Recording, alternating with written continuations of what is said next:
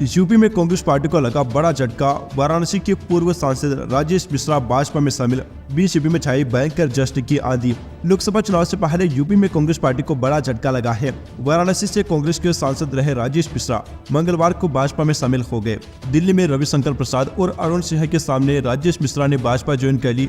UP में कांग्रेस और सपा के बीच में गठबंधन के ऐलान के बाद से ही वह नाराज चल रहे थे।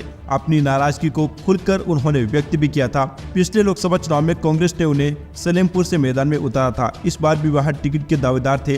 कहा जा रहा है कि इस बार उन्होंने देवरिया के साथ ही भदोही से भी लड़ने की इच्छा जताई है।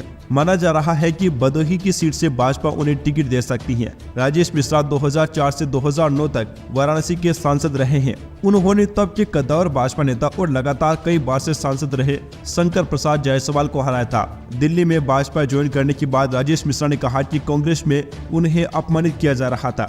राजेश मिश्रा ने कहा कि मेरी कोशिश होगी कि इस बार वाराणसी लोकसभा सीट पर विपक्ष का जो प्रत्याशी होगा उसको पोलिंग एजेंट भी नहीं मिलेगा।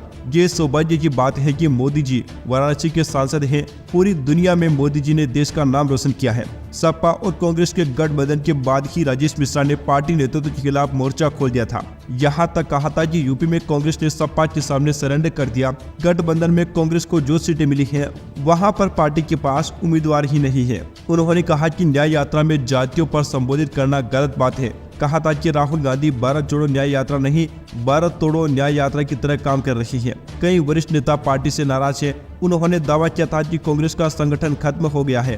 बूथ स्तर के कार्यकर्ता नहीं बचे हैं। पिछले 30 सालों में कांग्रेस की स्थिति काफी खराब हुई है।